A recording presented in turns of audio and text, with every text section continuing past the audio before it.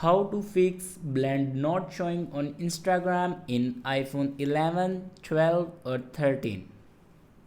So let's start the video. First of all, open App Store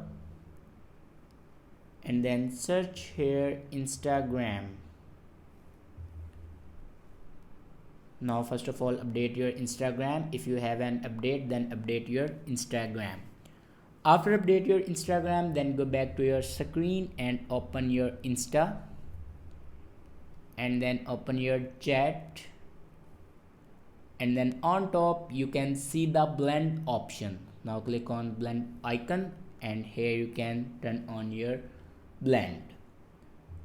If it doesn't work, then go back to your screen and open settings and click on general and then click on iPhone storage.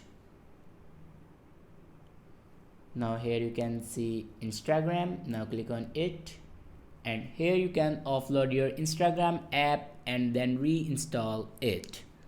After doing these steps, your problem will be fixed. I hope this video is helpful for you. Thanks for watching.